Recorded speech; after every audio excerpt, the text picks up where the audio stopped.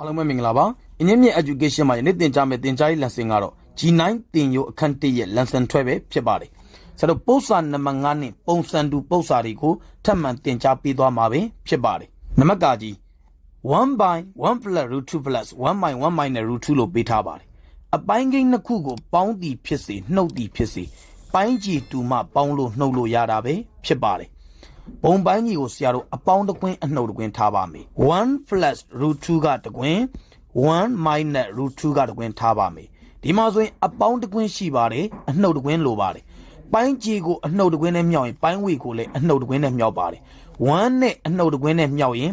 1 minus root 2ပဲဖြစ်ပါတယ်လက္ခဏာက plus ပါဒီမှာအနှုတ်တစ်ခွင်းရှိပါတယ်အပေါင်းတစ်ခွင်းလိုပါတယ်ပိုင်းကြီးကိုအပေါင်းတစ်ခွင်းနဲ့မြောက်ရင်ပိုင်းဝေကိုလည်းအပေါင်းတစ်ခွင်းနဲ့မြောက်ပါတယ်1နဲ့အပေါင်းတစ်ခွင်းနဲ့မြောက်ရင်1 plus root 2ပဲဖြစ်ပါတယ် minus root 2နဲ့ plus root 2ကျေသွားပါပြီ plus 1 plus 1ပေါင်းရင်2ပဲဖြစ်ပါတယ်ပိုင်းကြီးတန်ဖိုးရှင်းပါမယ်အပေါင်းတစ်ခွင်းအနှုတ်တစ်ခွင်းဆိုရင်နှစ်ထပ်ကိန်းနှလုံးခြားနာခြင်းပဲဖြစ်ပါတယ်ရှေ့ကိန်းနှစ်ထပ်သည်1 square ပါခြားနာခြင်းရဲ့လက္ခဏာ minus ပါနောက်ကိန်းနှစ်ထပ်သည် root 2 the whole square ပဲဖြစ်ပါတယ်ဆက်လက်ဖြည့်ရှင်းပေးပါမယ်ပိုင်းဝေတန်ဖိုးသည်2ပါပိုင်းကြီးတန်ဖိုးဖြည့်ရှင်းပါမယ်1ဒီဘလောက်ပဲတင်1မှာခြားနာခြင်းလက္ခဏာ minus ပါ root 2နှစ်ထပ်သည်ဆရာတို့2ပဲဖြစ်ပါတယ်ဆက်လက်ဖြည့်ရှင်းပေးပါမယ်ပိုင်းဝေတန်ဖိုးသည်2ပါပိုင်းကြီးတန်ဖိုးသည် minus 1ပဲဖြစ်ပါတယ်ရရှိလာသောတန်ဖိုးကိုပြောပါဆိုရင် minus 2ပဲဖြစ်ပါတယ်နံပါတ်ခါခွေ root 3 by root 3 minus 1 plus 1 minus root 3လို့ပေးထားပါတယ်အပိုင်းကိန်းတစ်ခုကိုပေါင်းသည်ဖြစ်စေနှုတ်သည်ဖြစ်စေပိုင်းကြီးတူမှပေါင်းလို့နှုတ်လို့ရတာပဲဖြစ်ပါတယ်ပိုင်းကြီးကိုဆရာတို့က root 3 minus 1 into root 3လို့ထားလိုက်ပါမယ် root 3 minus 1ရှိပါတယ် root 3လို့ပါတယ်ပိုင်းကြီးကို root 3နဲ့မြောက်ရင်ပိုင်းဝေကိုလည်း root 3နဲ့မြောက်ပါတယ် root 3နဲ့ root 3မြောက်ရင်3ပဲဖြစ်ပါတယ်လက္ခဏာက plus ပါ root 3ရှိပါတယ်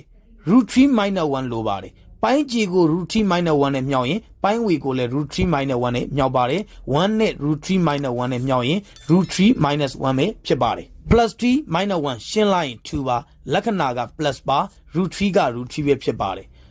root 3ဒီ root 3ကိုလည်းမြောက်ရမယ် minus 1ကိုလည်းမြောက်ရပါမယ် root 3နဲ့ root 3မြောက်ရင်3ပဲဖြစ်ပါတယ်လက္ခဏာက minus ပါ root 3နဲ့1နဲ့မြောက်ရင် root 3ပဲဖြစ်ပါတယ်ပိုင်းကြီးဒီ irrational ဖြစ်နေပါတယ်ဒါကိုဆရာတို့က rationalization ပြုလုပ်ပေးရမှာပဲဖြစ်ပါတယ်ပိုင်းကြီးကိုကြည့်တဲ့အခါမှာဆရာတို့ကိန်းနှလုံးပါ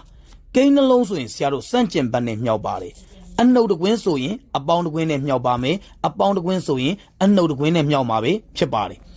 အနှုတ်တစ်ခွင်းဖြစ်သည့်အတွက်အပေါင်းတစ်ခွင်းနဲ့မြောက်ပါမယ်3 plus root 3နဲ့မြောက်မှာပဲဖြစ်ပါတယ်ပိုင်းကြီးကို3 plus root 3နဲ့မြောက်ရင်ပိုင်းဝေကိုလည်း3 plus root 3နဲ့မြောက်ပါတယ်ဆက်လက်ဖြည့်ရှင်းပေးပါမယ်